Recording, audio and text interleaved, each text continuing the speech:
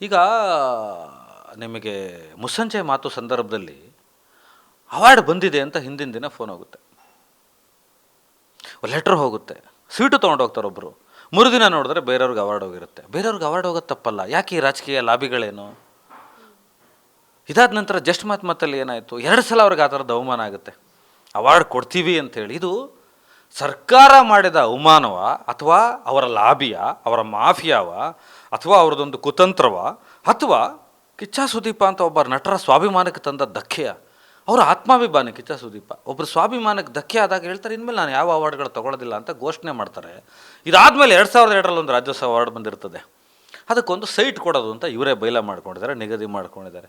14 ವರ್ಷಗಳ ಕಾಲ ಕಿಚ್ಚ ಸುದೀಪ ಥರದ ಒಬ್ಬ ಆತ್ಮಾಭಿಮಾನಿ, ಒಬ್ಬ ಸ್ವಾಭಿಮಾನಿಗೆ ಮುಖ್ಯಮಂತ್ರಿಗಳೆಲ್ಲ ಬದಲಾದಾಗ ಒಬ್ಬೊಬ್ರು ಹೋಗ್ತಾರೆ, ನಾವು ಸೈಟ್ ಕೊಡಿಸ್ತೀವಿ, ಅದು ಕೊಡಿಸ್ತೀವಿ, ಇದು ಕೊಡಿಸ್ತೀವಿ ಅಂತಾರೆ, ಅರ್ಜಿ ಹಿಡ್ಕೊಂಡು ಓಡಾಡ್ತಾರೆ. ಕೊನೆಗೆ ಅಷ್ಟು ವರ್ಷಗಳ ಕಾಲ ಓಡಾಡಿದ ಮೇಲೆ ಕಿಚ್ಚ ಅವರು ಅದನ್ನು ಹರಿದು ಬಿಸಾಕಿ, ಇನ್ನು ಮುಂದಕ್ಕೆ ನಾನು ಆತ್ಮಾಭಿಮಾನಿ, ಇವ್ರು ಯಾವುದೋ ಒಂದು ಸೈಟ್ ಕೊಡೋದಕ್ಕೆ ನಾನು ಈಗ ಓಡಾಡೋಕ್ಕಾಗಲ್ಲ, ನಾನು ಇದನ್ನು ಒಪ್ಪಲ್ಲ, ನನ್ನ ಆತ್ಮ ಒಪ್ಪಲ್ಲ ಅಂತ ಹರಿದು ಬಿಸಾಕಿ ಬರ್ತಾರೆ ಪೇಪರ್ಸ್ಗಳನ್ನು. ಇದು ಗೊತ್ತಾ ನಿಮಗೆ?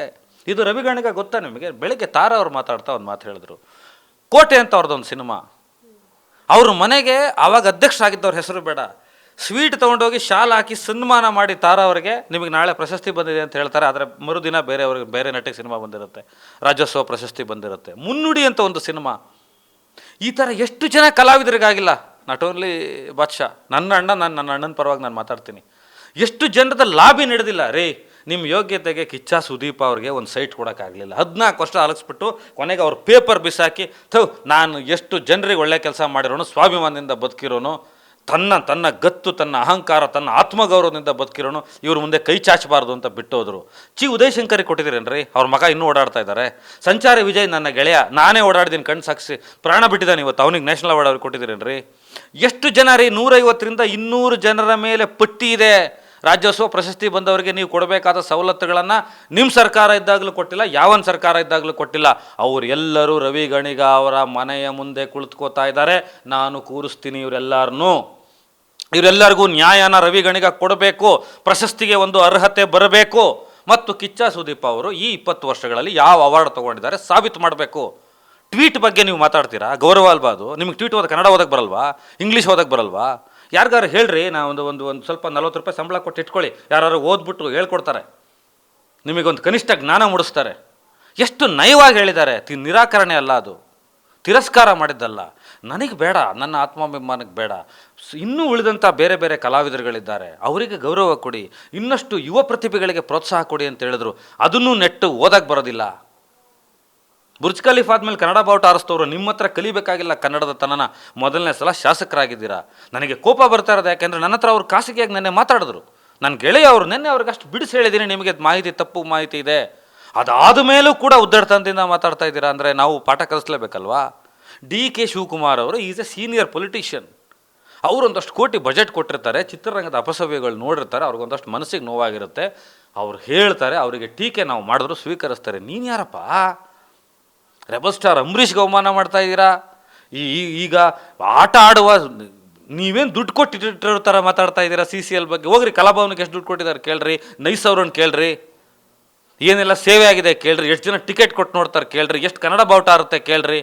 ನಿಮಗೆ ಆ ಥರದ್ದೊಂದು ಕಾರ್ಯಕ್ರಮ ಮಾಡೋ ಯೋಗ್ಯತೆ ಇದ್ದರೆ ಒಂದು ಕ್ರಿಕೆಟ್ ಆಡಿಸ್ರಿ, ಅಲ್ಲೂ ಬಂದು ಆಡ್ತೀವಿ. ಎಲ್ಲ ಮನರಂಜನೆ ಬೇಕು, ಕ್ರೀಡೆ ಬೇಕು, ಸಾಹಿತ್ಯ ಬೇಕು, ರಂಗಭೂಮಿ ಬೇಕು. ಇವೆಲ್ಲ ಇದ್ದರೆ ರಾಜಕಾರಣ, ನಿಮ್ಮ ವಿಧಾನಸೌಧ, ನಿಮ್ಮ ಆಡಳಿತ ಈಡಿಯಟಿಕ್ ಥರ ಮಾತಾಡಬಾರ್ದು. ನನಗೆ ಕೋಪ ಬರ್ತಾ ಇರೋದು, ನೆನ್ನೆ ಅಷ್ಟು ಪ್ರೀತಿಯಿಂದ ಮಾತಾಡಿದ್ದೀನಿ, ಅದಾದಮೇಲೆ ಮತ್ತೆ ಇನ್ನೊಂದು ಸ್ಟೇಟ್ಮೆಂಟ್ ಹೇಳ್ತೀರಾ ನೀವು. ನಿಮಗೆ ಈಗ 3 ಸವಾಲುಗಳು ನೆನ್ನೆ ಕೊಟ್ಟಿದ್ದೀವಿ, ಇದನ್ನು ಬಿಡೋ ಮಾತೇ ಇಲ್ಲ. ಅಭಿಮಾನಿಗಳು ಕೇಳಿದ್ರೆ ಬೇರೆ ಭಾಷೆಯಲ್ಲಿ ಕೇಳ್ತಾರೆ ಅಂತ ಅವರೆಲ್ಲರ ಪರವಾಗಿ ನಾನು ಕೇಳ್ತಾ ಇದ್ದೀನಿ. ನಿಮಗೆ ಅವರ ಭಾಷೆ, ಅವರ ವರ್ತನೆ ಬೇಸರ ಆಗ್ಬಿಡಬಾರ್ದು ಅಂತ, ನಿಮ್ಮ ವರ್ತನೆಗೆ ನಾವು ಬರಬಾರ್ದು ಅಂತ ಒಂದು ಮೆಚ್ಯೂರಿಟಿಯಿಂದ, ಒಂದು ಪ್ರಬುದ್ಧತೆಯಿಂದ ಮಾತಾಡ್ತಾ ಇದ್ದೀವಿ. ಇಲ್ಲಾಂದ್ರೆ ಅವ್ರು ಕೇಳೋಕ್ಕೆ ಶುರುವಾದರೆ ಕೆಡ್ದಾಗ ಕೇಳ್ತಾರೆ, ನಿಮ್ಮ ಮನೆಗೆ ಬಂದು ಕೇಳ್ತಾರೆ, ನೀವು ತಪ್ಪು ಮಾತಾಡಿದ್ರಿ. DK ಶಿವಕುಮಾರ್ ಹಿರಿಯರು, ಅವ್ರು ಮಾತಾಡ್ತಾರೆ. ಅಟ್ಲೀಸ್ಟ್ ನಿಮ್ಗೊಂದು ಪ್ರಬುದ್ಧತೆ ಬೇಕಾಗಿತ್ತು, ಒಂದು ಮೆಚ್ಯೂರಿಟಿ ಬೇಕಾಗಿತ್ತು, ಒಂದು ಯೋಚನೆ, ಒಂದು ತಿಳುವಳಿಕೆ, ಒಂದು ಮಾಹಿತಿ ತೊಗೊಳೋದು ಬೇಕಾಗಿತ್ತು. ಫಸ್ಟ್ ಟೈಮ್ MLA ನೀವು ಈಗಲೇ ಹಿಂಗೆ ಆಗ್ಬಿಟ್ರೆ ನೀವೇನಾರು ಮುಂದೆ, ನಾವೆಲ್ಲ ನೀವು ಮಂತ್ರಿ ಆಗಲಿ ಅಂತ ಆಸೆ ಇಟ್ಕೊಂಡಿದ್ದವರು, 20 ವರ್ಷದ ಗೆಳೆಯರು, ನೀವೇನಾರು ಮಂತ್ರಿಗಿಂತ್ರಿ ಆಗ್ಬಿಟ್ರೆ ಏನಾಗೋಗ್ಬಿಡ್ತೀರಾ ನೀವು? ಹಿಟ್ಲರ್ನ ಇನ್ನೊಂದು ಅವತಾರ ಅಲ್ಲ, ನೀವು ಬೇರೆ ಆಗೋಗ್ಬಿಡ್ತೀರಾ, ಫ್ಯೂಡಲ್ ಆಗೋಗ್ಬಿಡ್ತೀರಾ ಗಣಗ ರವಿ ಅವರೇ ನೀವು. You are a feudal. ಬೆಂಗಳೂರಿನದಲ್ಲಿರುವ ಸಿನಿಮಾದವ್ರ ಮನೆಗೆ ನಲ್ಲಿ ನೀರು ನಿಲ್ಲಿಸ್ಬೇಕಾ? ನಿಮ್ಮ ಅಪ್ಪಂದೇನ್ರಿ ಕಾವೇರಿ? ನಿಮ್ಮ ಅಪ್ಪಂದ ಮೇಕೆದಾಟು?